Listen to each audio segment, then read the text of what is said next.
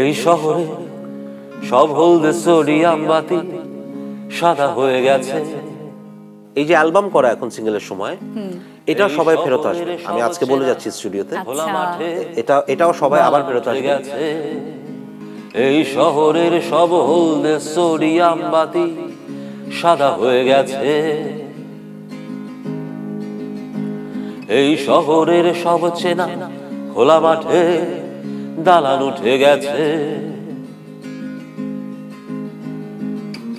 প্রিয় নীল আকাশ ঢেকে গেছে ধূসর ধোঁয়ায়,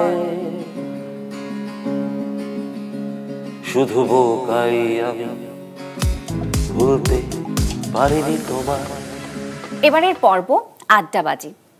সত্যি বলছি তোমাকে আর ভালোবাসি না, তোমার জন্য মিছে মিছি রাতও জাগি না। সত্যি বলছি তোমায় নিয়ে আর স্বপ্ন দেখি না, তোমার জন্য মিছে মিছি কাব্য লিখি না।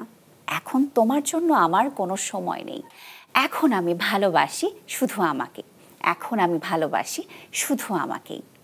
আহা। 2 মে 2009 প্রকাশিত হয়েছিল সত্যি বলছি শিরোনামের এই গানের অ্যালবাম। অথচ সেদিন থেকে আজ অবধি গানটি আমাদের হৃদয়ের খুব কাছের। সেই সাথে গানের স্রষ্টা জয় শাহরিয়ারও আমাদের খুব ভালোবাসার। জয় শাহরিয়ার, যিনি একাধারে একজন সঙ্গীত শিল্পী, সুরকার, সঙ্গীত পরিচালক, গীতিকবি, প্রকাশক, লেখক, উপস্থাপক। আজ তাকেই আমরা আমন্ত্রণ জানিয়েছি বিনোদন সারাদিনে। চলুন আর কথা না বাড়িয়ে আজব ধরনের মেধাবী এই মানুষের সঙ্গে আড্ডায় ডুব দেই। কেমন আছেন কাজী মুয়েদ শাহরিয়ার সিরাজ জয়? ভালো আছি। আচ্ছা, এই নামে কি এখন কেউ ডাকে নাকি অনেকদিন পরে পুরো নাম ধরে আমি বললাম? পুরো নাম ধরে তো আসলে কেউ ডাকে না, তবে আমার স্কুলের টিচাররা আমাকে মুইদ বলে ডাকে যখন দেখা হয় স্কুলের বিভিন্ন প্রোগ্রামে। এই নামটা কিন্তু আমি জানতাম না। সেটা এটা আমার একদম ফর্মাল নেম, আমার পাসপোর্ট নেম। আচ্ছা, এবং আপনাকে সামনে পেয়ে ভীষণ ভালো লাগছে। গুণী একজন ভালোবাসার মানুষ আপনি আমাদের। এবং শুরুতে যে কথাগুলো বলছিলাম, খুব মনের কথাগুলো কিন্তু বলছিলাম, মন থেকেই আসছিল। এবং 6024 দিন ধরে আপনার গান আমরা শুনে আসছি। 2 মে 2009 সালে প্রকাশিত হয়েছিল আপনার প্রথম অ্যালবাম সত্যি বলছি। এবং এই গানটি এবং সেই সাথে গানটি আসলে পুরো অ্যালবামের কথাই যদি বলি আমাদের ভীষণ প্রিয়। যদি আপনার কাছে এভাবে স্পেশাল করেই জানতে চাই যে আসলে এই গানটি বা এই অ্যালবামটি আপনার জীবনে কতটা স্পেশাল জায়গা বহন করে? এই অ্যালবামটা আমার জন্য খুব স্পেশাল, কারণ আমার প্রথম অ্যালবাম, স্টুডিও অ্যালবাম। এর আগে 2006 সালে আমার ব্যান্ডের অ্যালবাম এসেছিল, আমার ব্যান্ড নির্ঝর।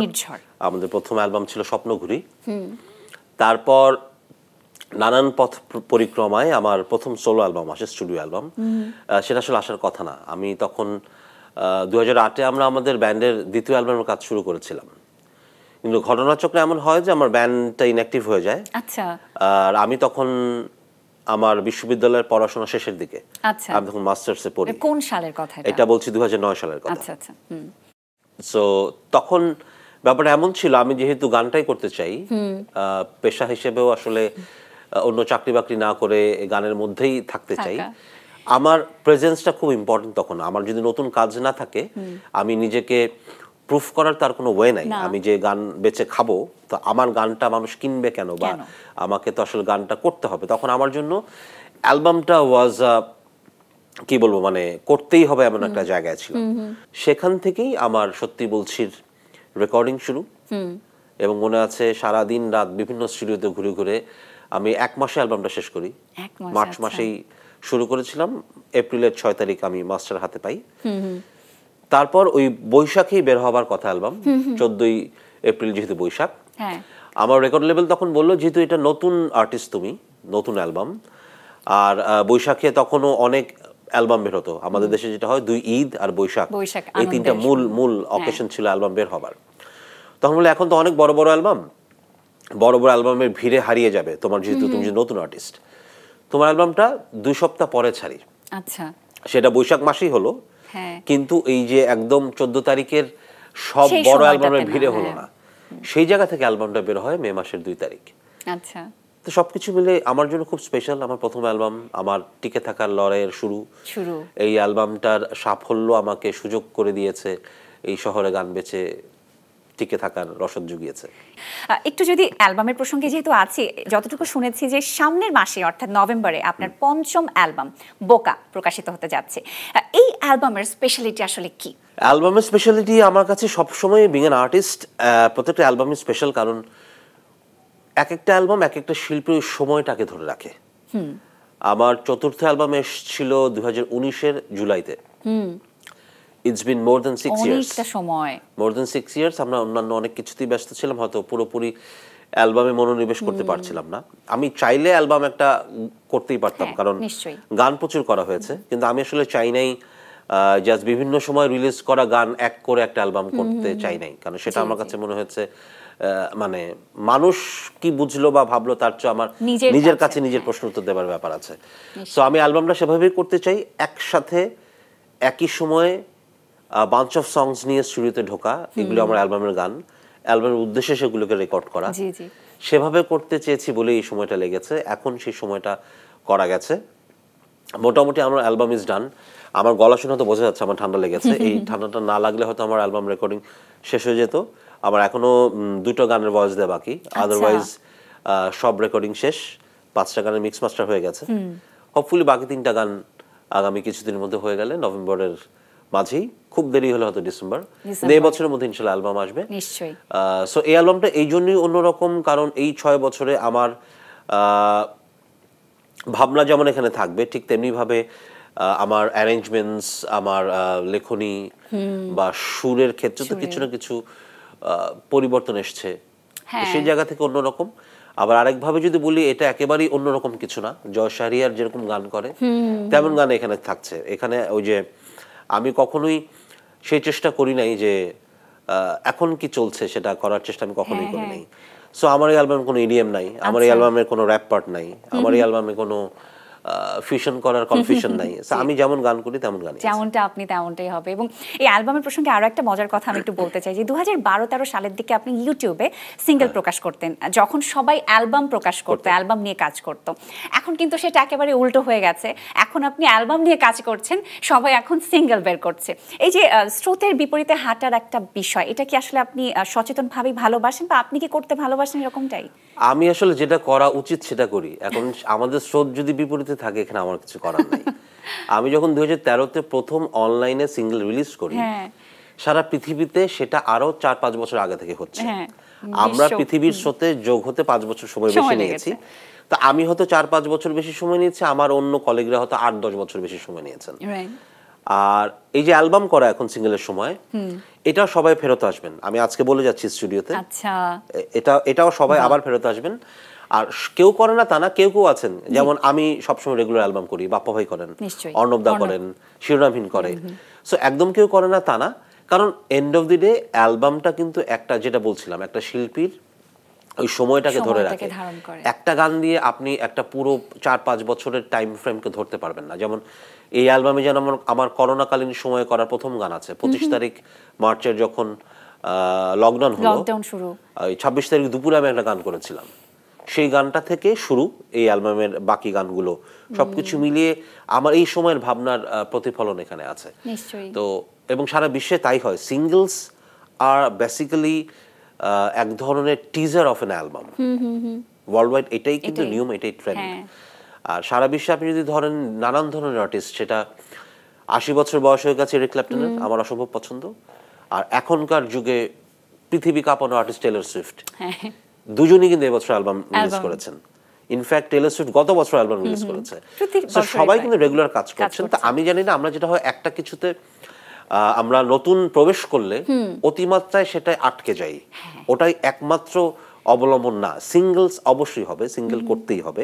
এখনকার যুগে যেহেতু মানুষের অনেক সময় নাই, একসাথে টানা অ্যালবাম শোনার হয়তো সময় থাকে না সবার, সেক্ষেত্রে একটা নতুন গান মানুষ হয়তো শুনে নিল, বা একটা নতুন গান দিয়ে হয়তো শ্রোতাদের সাথে একটা যোগাযোগ থাকলো সব সময়, 1 মাসে 2 মাসে 3 মাসে একটা সিঙ্গেল বেরোলো, দ্যাট ইজ ফাইন।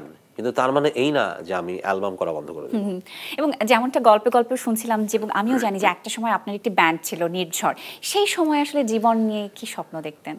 আমি যখন থেকে বোঝা শুরু করেছি, আমি তখন থেকে স্বপ্ন দেখেছি আমি গান করব, বা আমি শিল্পের নানা শাখায় কাজ করব। আমি একদম ছোটবেলা থেকে লেখালেখির সাথে জড়িত। আমার বাসায় সেই এনভায়রনমেন্টটা ছিল। আমার বাবা সাংবাদিক ছিলেন, আমরা প্রচুর বই পড়তাম বাসায়, আমরা ভাই বোনরা সবাই। সো আমি জানতাম আমি আসলে এরকম কিছু করতে চাই। আমি 9টা 5টা চাকরি করব না, এটা আমি মোটামুটি জানি, আমি যখন থেকে বুঝতে পারি। আর ব্যান্ডের ক্ষেত্রে যেটা হয়, তখন তো আমি যখন ছোট, আমি তো 90s এর ওই সময় বড় হয়েছি ঢাকা শহরে। That was the golden time for Bangladeshi rock music. আমি সব এই রক ব্যান্ডসদের গান শুনে বড় হয়েছি। আমি স্বপ্ন দেখতাম আমি ব্যান্ড করব, রক মিউজিক করব। আমার একটা গল্প বলতে পারি, আমার এক কাজিন তখন হকি প্লেয়ার ছিলেন, হকি খেলতো, ও বুয়েটে পড়তো, সাথে সাথে হকি খেলতো। তো সামহাউ ওর একটা দুটো হকি স্টিক আমাদের বাসায় থাকতো ব্যাকআপ। ও হয়তো কোনোদিন হয়তো এখান থেকে প্র্যাকটিসে যাবে, সেই জন্য এখান থেকে স্টিকটা নিয়ে যাবে। তো আমার মনে আছে আমি যেটা করতাম, আমি তখন এমন একটা হাইটে ছিলাম, হকি স্টিকটা যদি উল্টো করে ধরতাম, মানে ওটা একটা মাইক্রোফোন স্ট্যান্ডের মতো হতো, আমি আমার প্রিয় গান রেকর্ড প্লেয়ারে ছেড়ে ওই হকি স্টিকটা উল্টো করে ধরে সেই গানটা সাথে সাথে গাইতাম। তো ওরকম সময় থেকেই সেই স্বপ্নটা ছিল আসলে।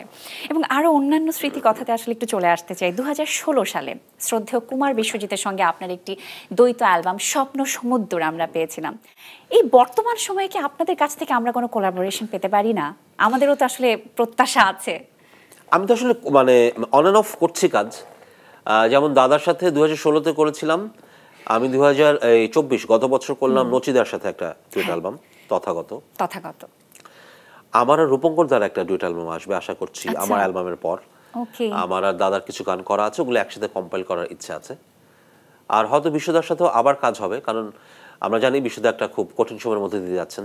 দাদা যেহেতু দেশে নাই, দাদা যদি গত 2-3 বছর দেশে থাকতেন তাহলে হয়তো আমাদের আরো অনেক বেশি কাজ করা হতো। দাদার গানের 4 দশক নিয়ে আমাদের একটা বিশাল পরিকল্পনা ছিল, আমরা অনেক কাজে এগিয়েছিলাম, সেটাও একটু থমকে গেছে। তো আমি আশা করছি আমাদের সবকিছু আশপাশের পরিবেশ ঠিকঠাক হলে, আর দোয়া করি দাদাও যাতে একটা আর একটু ভালো অবস্থায় ফিরে আসতে পারেন, নিবিড় যাতে ঠিকঠাক ফিরে আসে আমাদের মাঝে, সবকিছু মিলিয়ে সময়টা একটু ভালোর দিকে গেলে দাদার সাথে অবশ্যই কাজ করা হবে। দাদার সাথে আমার নিয়মিত যোগাযোগ আছে। এই শহরে আমি গানের মানুষ যাদের ছায়া আমাকে অনেক বেশি স্থির থাকতে সাহায্য করে, কুমার বিশ্বজিৎ তাদের একজন।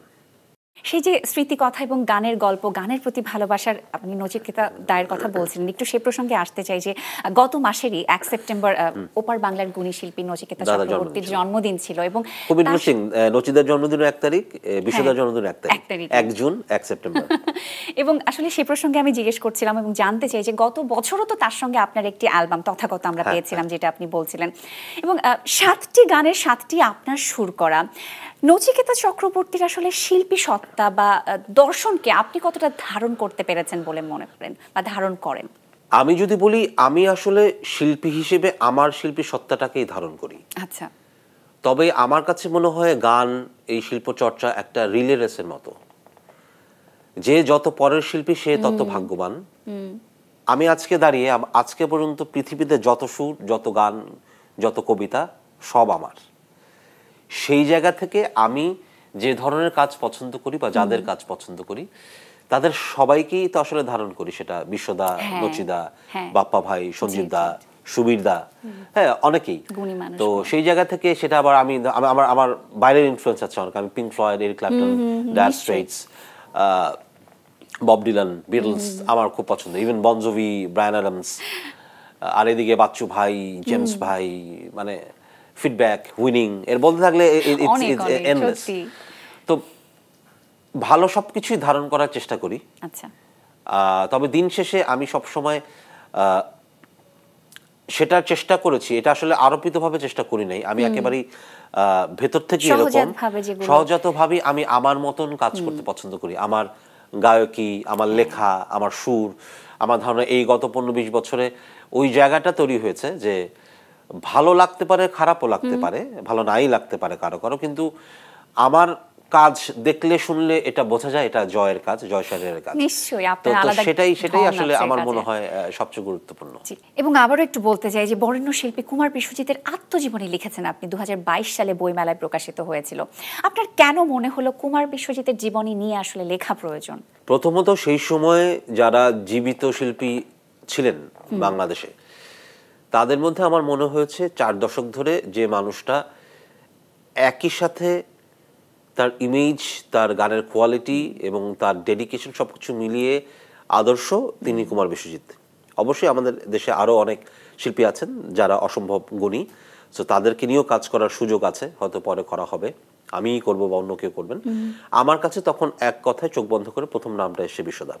এটা একটা কারণ। আরেকটা কারণ হচ্ছে আমি কাজ করার ক্ষেত্রে আমার সাথে যার ওই সিঙ্কটা আছে এবং আমি যাকে ওভাবে ধারণ করি ছোটবেলা থেকে, যার গান শুনে এসেছি বা যার গানের ধারা বা যার কাজ সম্পর্কে আমার ধারণা আছে, আমি তেমন কাউকে নিয়েই কাজ করতে চেয়েছি। তো তখন আমার মনে হচ্ছে বিশ্বদা প্রথম জন। জি জি।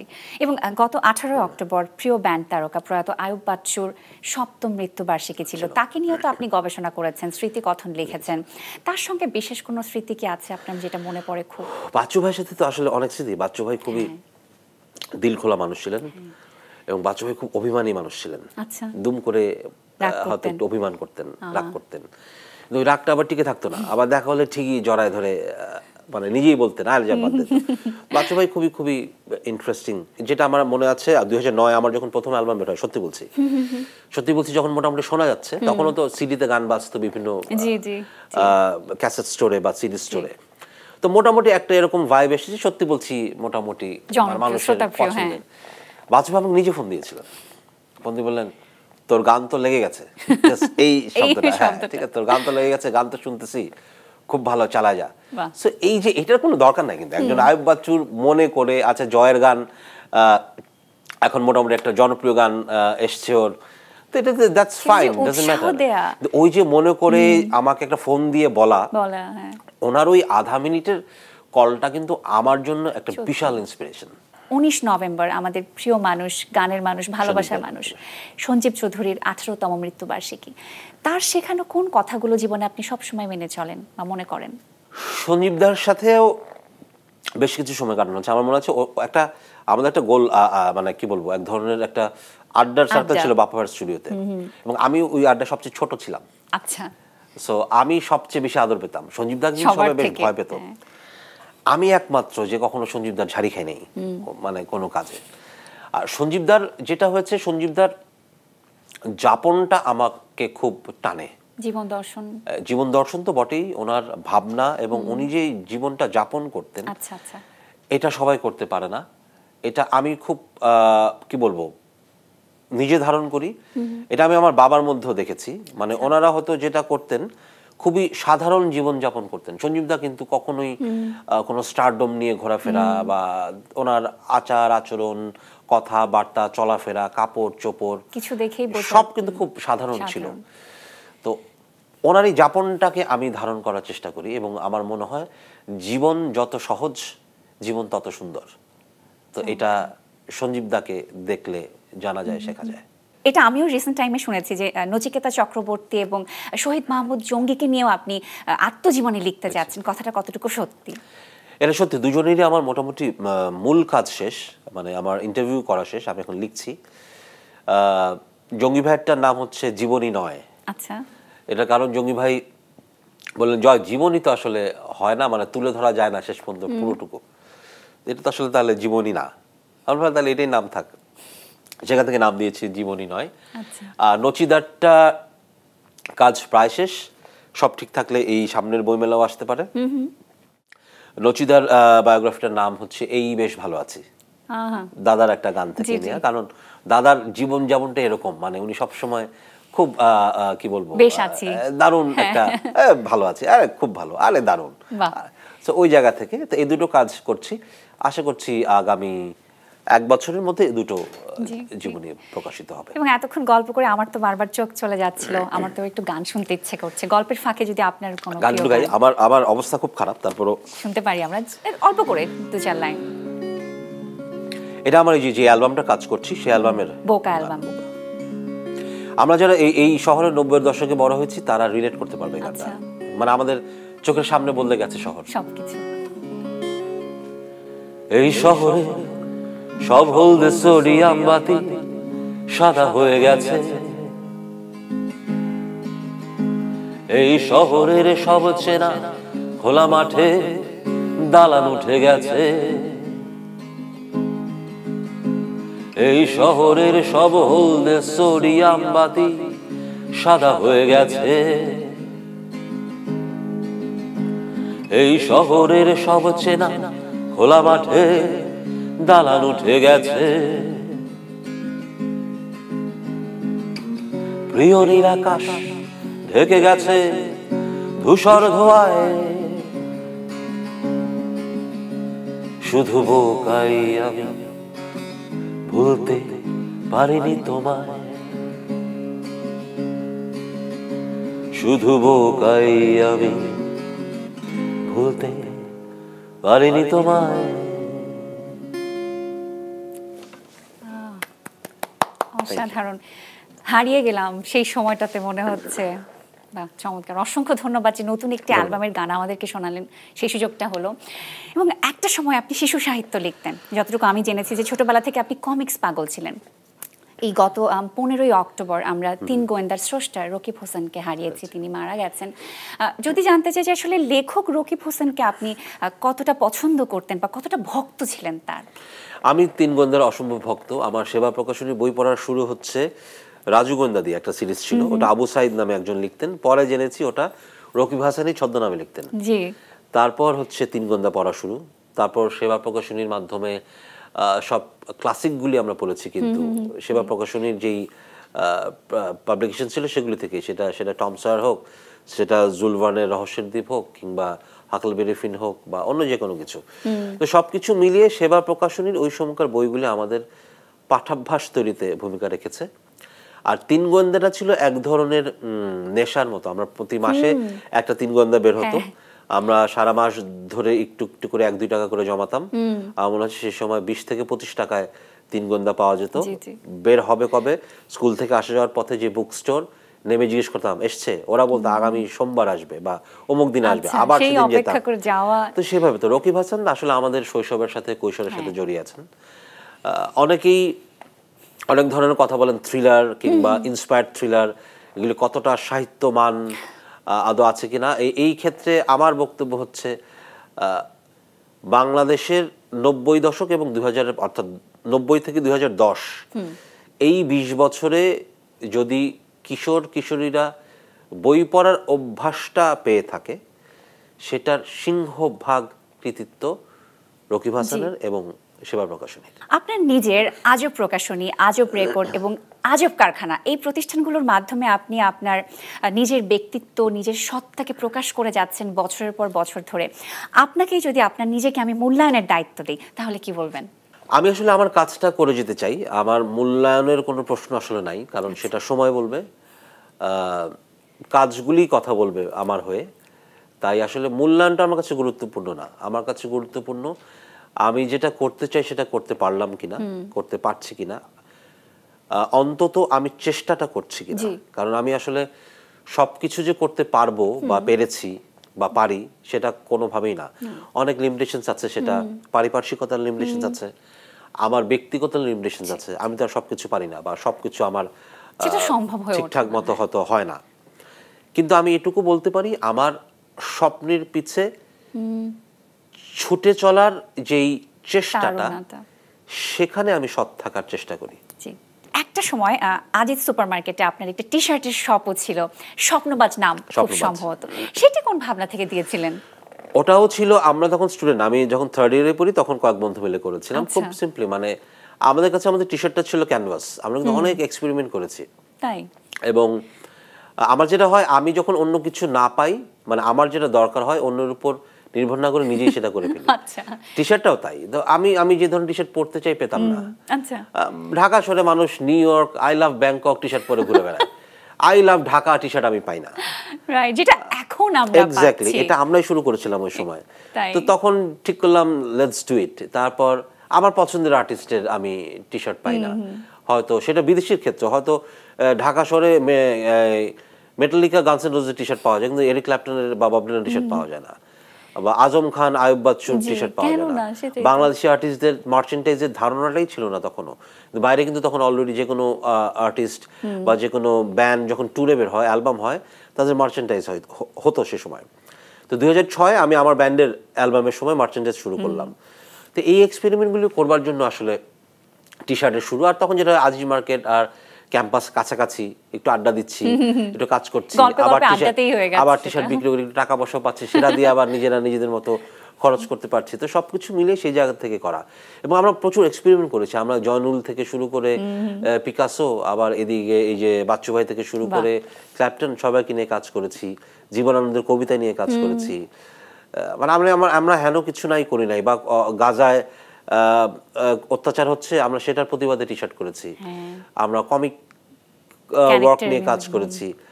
সো মানে টু বি ফ্র্যাঙ্ক, মানে আমাদের কাছে টি শার্টটা এক ধরনের ক্যানভাস ছিল। আমরা আমাদের স্বপ্ন, আমাদের প্রতিবাদ, আমাদের আনন্দ সবকিছু টি শার্টে ধরে রাখার চেষ্টা করতাম। আরো কিছু গল্পে আসি।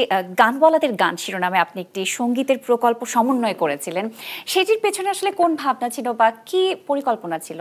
গানওয়ালাদের গানটা আজব কারখানার একটা আয়োজন, এটা একটা ধারাবাহিক আয়োজন। আমরা প্রথমবার করেছিলাম গত বছর 2 নভেম্বর।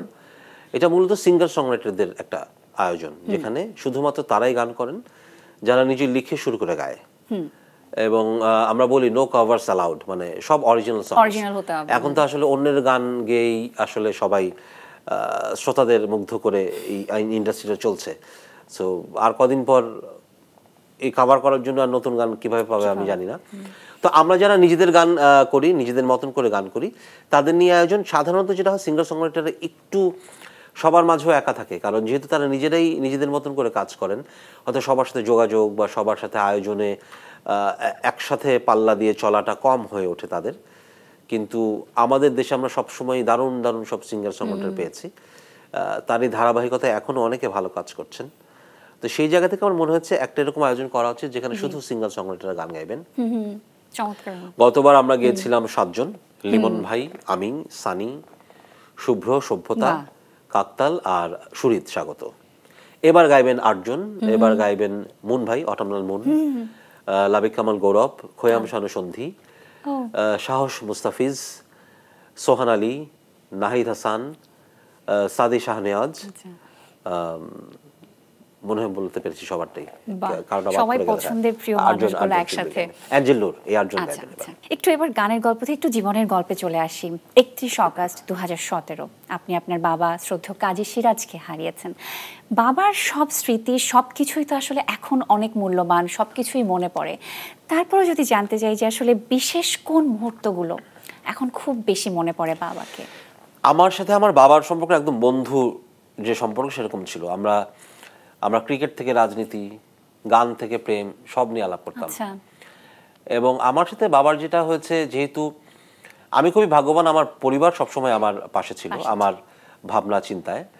বাবার ক্ষেত্রে আর এটা আরো বেশি হতো, কারণ আমরা আসলে রিলেট করতে পারতাম, যেহেতু দুজনেই একটু একই ধরনের কাজ করি। আমার বাবা লেখালেখি করতেন, উনি ওই যে আমার ওই আর্টিস্টিক মাইন্ডটাকে অনেক বেশি রিড করতে পারতেন। তো সেই জায়গা থেকে আমি বাবার সাথে কাটানোর সময় আমার জন্য অনেক প্রেশাস। আর বাবার ক্ষেত্রে যেটা হয়, আমি চেষ্টা করি আমার বাবার দর্শনটাকে ধারণ করতে, কারণ এখনকার এই খুব যান্ত্রিক পৃথিবীতে সেটা হয়তো খুব সোজা না, খুব কঠিন হতো। কিন্তু আমি আমার বাবার সেই সততা এবং সেই নিষ্ঠাটাকেই আসলে ধারণ করবার চেষ্টা করি। আপনার পরিবারের গল্প একটু শুনতে চাই। কেমন আছেন আপনারা সবাই মিলে? আমরা আছি, আল্লাহর রহমতে আমরা ভালো আছি। যেমনটা আপনি বলছিলেন যে আপনার পরিবার আপনার পাশে আছে, সাপোর্ট দিচ্ছে। কাজের ক্ষেত্রে অনেক ব্যস্ত থাকেন, কতটা সাহায্য পান বা সাপোর্ট পান? আমি সেটা পাই। এটা আমার যেটা হচ্ছে, আমার পরিবারের সেই অভ্যাসটাও হয়ে গেছে। আমার মা তো একদম আমার বাবার থেকে শুরু, যেহেতু জানেন যে সেই মানে একটু নিয়মের এদিক ওদিক হয়, সেটাকে মানিয়ে নেওয়া। আমার মাও চাকরিজীবী ছিলেন, উনি অধ্যাপনা করতেন। আমার স্ত্রীর ক্ষেত্রেও তাই। ওর সবচেয়ে ভালো দিক হচ্ছে যেটা হচ্ছে, আমার কাজটাকে সে কাজ হিসেবেই দেখে। যেটা হয়, কিছু কিছু জিনিস তো আসলে এটা খুব স্বাভাবিক, যে আমি যে রাত জাগাটা কমাতে বলে, সেটা মাও বলতো, এখন বউ বলে, এটা খুবই স্বাভাবিক। আমিও বুঝি কমানো উচিত, এবং কমেও এসছে। আগের চেয়ে অনেক বেশি নিয়ন্ত্রিত জীবনযাপনের চেষ্টা করছি। যেটা হয়, এখন আমার বাচ্চাটা ক্লাস 3-তে পড়ে, তো ওকে অনেক সময় দিই। এদিক দিয়ে আবার আমার যেটা সুবিধা, আমি যেহেতু 9 to 5 কাজ করি না, আমার সকালটা, দুপুরটা, বিকালটা থাকে, সেটা আমি আমার মেয়ের সাথে কাটাই। তো সবকিছু মিলিয়ে আমরা ভালো আছি। এবং আমার 2 বোন, 2 দুলা ভাই, আমার 2 ভাগ্নে আছে। আমরা মনে পুরো পরিবারটাই একসাথে ওভাবে যতটুকু সম্ভব সময় কাটানোর চেষ্টা করি। ছুটির দিনগুলোতে ওরা একসাথে থাকে, গল্প আড্ডা গান। এবং আমার বোনরাও তাই, আমার এক বোন বাংলা একাডেমিতে কাজ করেন, ও এই শিল্প সাহিত্যের সাথেই আছে। আমার আরেক বোন সে নাচ করতো, আবৃত্তি করে। সো সবার মধ্যে মোটামুটি একটা ওরকম আমরা যখন আড্ডাবাজি হয় তখনও আসলে এই গান কবিতা এগুলো নিয়ে গল্প বেশি হয় আর কি। বাহ, চমৎকার, এবং শুনে ভীষণ ভালো লাগলো। তবে আমার মন তো আবার একটু গান শুনতে চাইছে। কোন গানটি শুনতে পারি ছোট্ট করে? আমি যে গানটা শুনি এটা রিসেন্টলি রিলিজ, এটা শহীদ মাহমুদ জঙ্গি ভাইয়ের লেখা। ওকে। আসলে কিছুই তেমন বদলায় না, তুই যেদিন প্রথম প্রেমে পড়লি সেদিনও একইভাবে বয়েছিল কর্ণফুলি। আবার যেদিন প্রেম ভাঙলি একই সাথে বয়েছিল পদ্মা মেঘনা যমুনা। আসলে কিছুই তেমন বদলায় না, আসলে কিছুই তেমন বদলায় না। তারপরেও কত কিছু বদলে যায়। অসাধারণ, থ্যাংক ইউ সো মাচ। এবং আমার আসলে আরো গান শুনতে ইচ্ছে করছিল, কিন্তু সেই রিকোয়েস্ট আমি রাখছি না। এবার আপনাকে ঝটপট কিছু প্রশ্ন করব, একদম চটপট উত্তর দিতে হবে। গানের বাইরে জয় শাহরিয়ার মানুষটা আসলে কেমন? ভালো। এবং প্রত্যেকটি গানই তো এক একটা দৃশ্য গল্প। তারপরে যদি জানতে চাই যে আপনার কোন গানটি আপনাকে সব থেকে বেশি ডিফাইন করে? আমি তো এমনই। যদি গানের মানুষ না হতেন তাহলে কি করতেন? ক্রিকেটার বা জার্নালিস্ট। যদি কখনো নিজের আত্মজীবনী লিখেন সেটির শিরোনাম কি হবে? সত্যি বলছি। এই মুহূর্তে এখন যদি একটি টি শার্ট ডিজাইন করতে বলি বা ডিজাইন করতে চান তাহলে সেখানে কি লেখা থাকতে পারে? বোকা। এবার আমি কয়েকজনের নাম বলছি, তাদের সম্পর্কে এক বাক্যে কিছু বলতে হবে। কুমার বিশ্বজিৎ অসাধারণ শিল্পী। বাপ্পা মজুমদার অনন্য আর্টিস্ট, অসম্ভব ভালো মানুষ। নচিকেতা চক্রবর্তী খ্যাপাটে সত্যবাদী। ইমন চৌধুরী ব্রিলিয়ান্ট। পলাশ ওয়ারফেজ আমার জেনারেশনের বেস্ট ভোকালিস্ট। পাভেল বন্ধু। দীপ্ত আন্ডাররেটেড সংরাইটার। দুর্দান্ত ছিল। অসংখ্য ধন্যবাদ বিনোদন সারাদিনে আসবার জন্য। চমৎকার একটা গল্প আড্ডা গানে সময় কাটালাম। ধন্যবাদ আপনাকেও, ধন্যবাদ মাছরাঙাকে। মাছরাঙা আমার জন্য খুব স্পেশাল একটা জায়গা। আমি 6 বছর এখানে একটা শো করেছি, তাই অনেক টিভি চ্যানেল আগেও ছিল, পরেও আসবে, but Maasranga will be a special one for me always.